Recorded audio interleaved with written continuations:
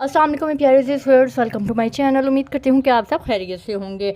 आज का टॉपिक नहायत इन्फॉर्मेटिव है, स्पेशली पेंशनर्स के लिए, वो लोग जिनको अपने डिपार्टमेंट की तरफ से ये इंस्ट्रक्शंस मिली हैं कि आपने अपना pension account national bank of Pakistan या फिर बैंक ऑफ पंजाब में ओपन करवाना है, और वो बहुत परेशान है कि बैंक ऑफ पंजाब में पेंशन अकाउंट किस तरह से ओपन करवाएँ, क्योंकि पेंशन अकाउंट ओपन करवाने के लिए काफ़ी डॉक्यूमेंटेशन होती है और जो स्टाफ है वो भी सही से कोऑपरेट नहीं करता है।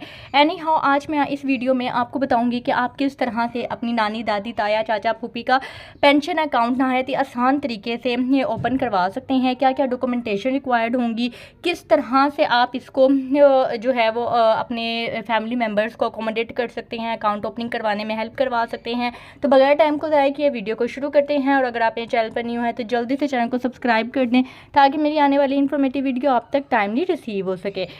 ये है जी बैंक ऑफ पंजाब का BOP current direct pension account, जिसको जो है वो सीडीपी अकाउंट भी कहा जाता है। और अगर आपने सेविंग पर्पस के लिए अकाउंट यानी कि सेविंग कैटेगरी में पेंशन अकाउंट ओपन करवाना है तो वो भी आपके पास ऑप्शन होती है, आप अपना पेंशन अकाउंट सेविंग कैटेगरी में भी ओपन करवा सकते हैं।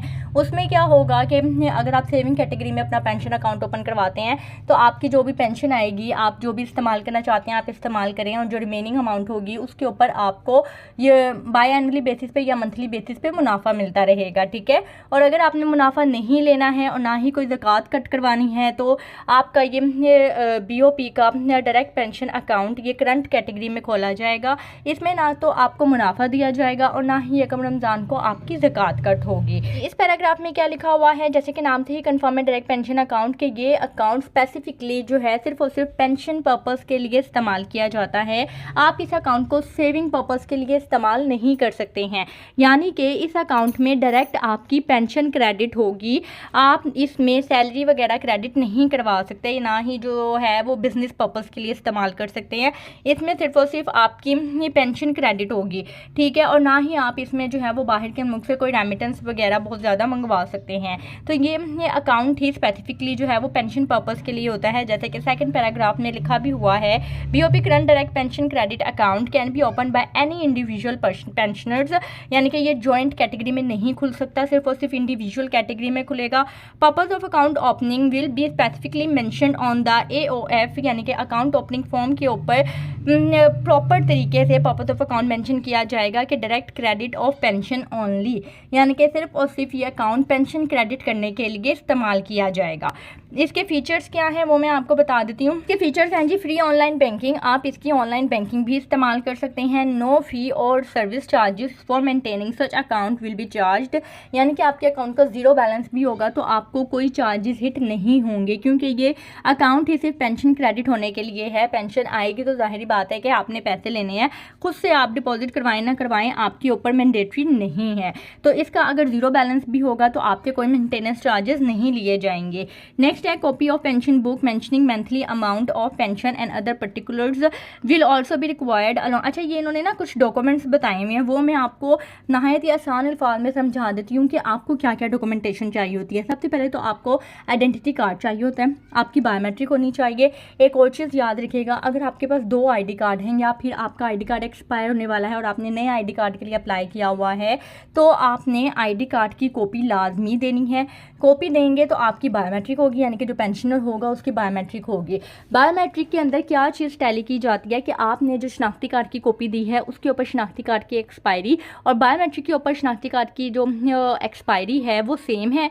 अगर तो सेम होगी तो वो आइडेंटिफाई कर लिया जाएगा, लेकिन अगर बायोमेट्रिक के ऊपर एक्सपायरी चेंज है और आपके शनाख्ती कार्ड के ऊपर एक्सपायरी चेंज है तो फिर आपको अकोमोडेट नहीं किया जाएगा। अब आपके माइंड में ये क्वेश्चन होगा कि एक्सपायरी क्यों चेंज होगी, क्योंकि सम टाइम ऐसा होता है कि हो सकता है कि आपका कार्ड मिसप्लेस हो गया हो, ठीक है। आपने न्यू कार्ड के लिए अप्लाई कर दिया है, न्यू कार्ड भी आपका आ गया और पिछला कार्ड भी मिल गया। अब आपके पास 2 शनाख्ती कार्ड हो गए हैं। आपने क्या किया, जब आप बैंक गए तो आप पुराना शनाख्ती कार्ड ले गए, आपने नया शनाख्ती कार्ड नहीं लेके गए। अब पुराने शनाख्ती कार्ड के ऊपर CNIC एक्सपायरी डिफरेंट होगी, न्यू के ऊपर डिफरेंट होगी, लेकिन बायोमेट्रिक के ऊपर जो शनाख्ती कार्ड की एक्सपायरी आती है वो बिल्कुल लेटेस्ट ID कार्ड की आती है, जिसकी वजह से आप को जस्टिफाई करना पड़ेगा कि आपने क्यों पुराना शनाख्ती कार्ड कार्ड दिया है, नया क्यों नहीं दिया। एनी हाउ तो आपको लेटेस्ट वाला ही ID कार्ड देना होता है। और इन केस अगर आपने नए कार्ड के लिए अप्लाई किया हुआ है तो आप टोकन की कॉपी दे सकते हैं और साथ में पुराने ID कार्ड की कॉपी दे सकते हैं। अगर पुराने ID कार्ड की कॉपी नहीं भी है तो भी आप टोकन की कॉपी दे के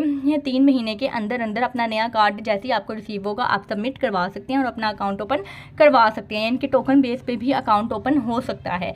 नेक्स्ट इन्होंने लिखा हुआ है कि आपकी पेंशन बुक की कॉपी चाहिए होगी। अब पेंशन बुक क्या होती है वो भी मैं आपको गाइड कर देती हूँ। जब भी एक तो मैं आपको बता दूँ कि पेंशन 2 तरह की होती है, एक सेल्फ पेंशन होती है और एक फैमिली पेंशन होती है। सेल्फ पेंशन बेसिकली क्या होती है कि जैसे अब बंदा खुद काम कर रहा है, ठीक है, 60 साल के बाद वो रिटायर हो गया है, रिटायर होने के बाद अब उसको पेंशन मिलना शुरू हो गई है।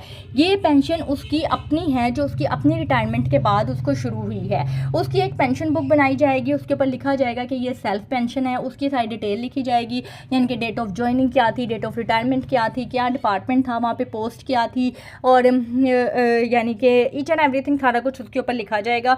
उसकी तस्वीर मेंशन की जाएगी डिपार्टमेंट की तरफ से, पासपोर्ट साइज़ की। तो ये उसकी हो गई सेल्फ पेंशन बुक, ठीक है।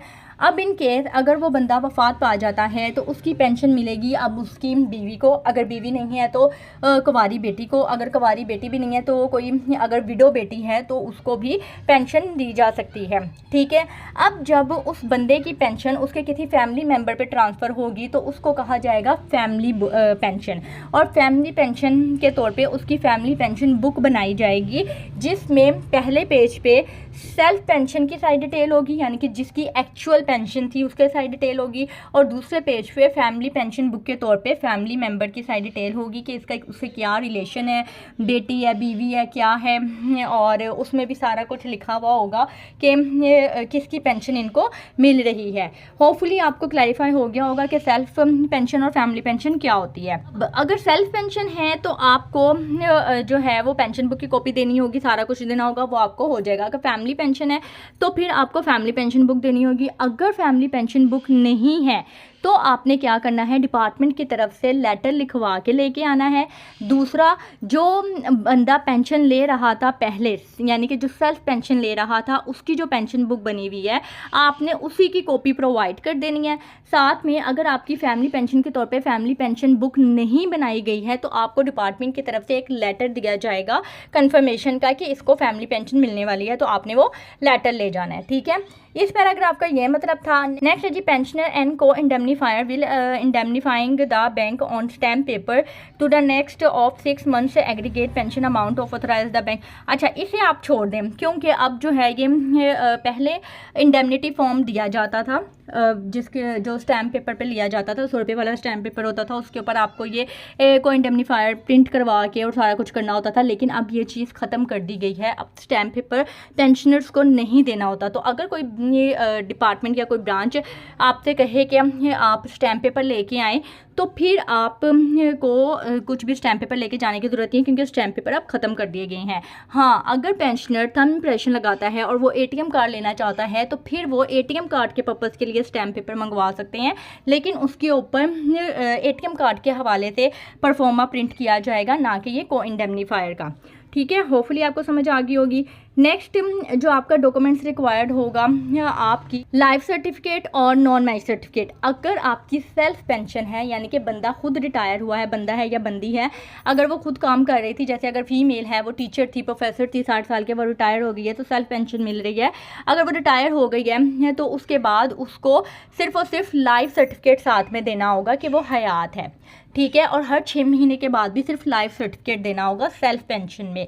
लेकिन अगर फीमेल को फैमिली पेंशन मिल रही है तो फैमिली पेंशन इसी केस में मिलती है कि उसने दूसरी शादी ना की हुई हो, ठीक है, वो बंदे की विडो हो, तो उस सिनेरियो में फैमिली पेंशन में आपको लाइफ सर्टिफिकेट के साथ साथ नॉन मैरिज सर्टिफिकेट भी देना होता है। ये सारी चीज़ें आपने देनी होगी। और इसका नेक्स्ट फीचर है free e banking facility to view statement of account, यानी कि अगर आप इंटरनेट बैंकिंग इस्तेमाल करते हैं तो आप कर सकते हैं और अपनी स्टेटमेंट जो है वो घर बैठे डेस्कटॉप के ऊपर चेक कर सकते हैं। SMS अलर्ट सर्विस आपको दी जाएगी। इसके अलावा आप बैंक ऑफ पंजाब की किसी भी ब्रांच में या ATM के ज़रिए यूटिलिटी बिल्स वगैरह पे कर सकते हैं। तो ये था इनका पेंशन अकाउंट। और आपने परेशान नहीं होना, जो डॉक्यूमेंट्स मैंने आपको बताए हैं वो डॉक्यूमेंट्स ले जाके आप अपना अकाउंट ओपन करवा सकते हैं। कुछ डिपार्टमेंट होते हैं जिसके लिए ये सारी चीज़ें रिक्वायर्ड नहीं होती हैं, सिर्फ और सिर्फ उस डिपार्टमेंट का लेटर ही काफ़ी होता है। जैसे मेट्रोपॉलिटन है, अगर उसको पेंशन मिल रही है तो वो सिर्फ और सिर्फ ID कार्ड की कॉपी लाएगा, ID कार्ड की कॉपी के साथ जो है वो लेटर लेके आएगा डिपार्टमेंट की तरफ से जो उसको मिला है कि अब इस बंदे को पेंशन मिलने वाली है। मेट्रोपॉलिटन वगैरह डिपार्टमेंट हो जाएंगे, या 2-3 डिपार्टमेंट और हैं जिसके ऊपर बाकी डॉक्यूमेंट्स की ज़रूरत नहीं होती। लेकिन जैसे AG ऑफिस है, एजुकेशन ऑफिस है, तो इन डिपार्टमेंट्स, ये बेसिक डिपार्टमेंट्स हैं, इन डिपार्टमेंट्स के अगेंस्ट ये सारे डॉक्यूमेंट्स रिक्वायर्ड होते हैं जो मैंने आपको बताए हैं, जैसे पेंशन बुक वगैरह, ठीक है। या फिर अगर आपके ये पहले कहीं और पेंशन ले रहे हैं किसी प्राइवेट बैंक में, अब आपको इंस्ट्रक्शन आई है कि आप किसी गवर्नमेंट बैंक में जाके अकाउंट ओपन करवाएं, पेंशन आपको ऑलरेडी पहले मिल रही है, चाहे वो सेल्फ पेंशन हो चाहे वो फैमिली पेंशन हो, तो फिर आपने क्या करना है, अपने डिपार्टमेंट से जाके पेंशन स्लिप लेनी है लेटेस्ट मंथ की। जैसे आप लोगों को सैलरी स्लिप मिलती है ना, इसी तरीके से पेंशनर्स की पेंशन स्लिप होती है। आपने लेटेस्ट मंथ की पेंशन स्लिप लेके आनी है, उसके ऊपर सारा कुछ मेंशन होता है, इच एंड एवरीथिंग, कि फैमिली पेंशन है या जो है वो सेल्फ पेंशन है या फैमिली पेंशन है, डेट ऑफ ज्वाइनिंग क्या थी, डेट ऑफ रिटायरमेंट क्या थी, किसकी पेंशन है, किसके नाम पे है, फैमिली पेंशनर्स का नेम क्या है, तो ये सारी चीज़ें उसके ऊपर मेंशन होती हैं। तो आपने फैमिली पेंशन या सेल्फ पेंशन जो भी आप ले रहे हैं, आपने पेंशन स्लिप लेके जानी है और अपना अकाउंट ओपन करवा लेना है। उसके साथ आपको सिर्फ आइडेंटिटी कार्ड की ज़रूरत होगी और पेंशन स्लिप की ज़रूरत होगी और आपका अकाउंट ओपन हो जाएगा। तो उम्मीद करती हूँ वीडियो आपको पसंद आई होगी और इन्फॉर्मेटिव रही होगी। अगर आपने वीडियो को यहाँ तक देखा है तो चैनल को सब्सक्राइब लाजमी कर दीजिएगा, वीडियो को शेयर कर दीजिएगा उन लोगों के साथ जिन लोगों को इसकी ज़रूरत है। अपना ख्याल रखिएगा, दुआ में याद रखिएगा। मुझे इजाज़त दें, अल्लाह हाफिज़।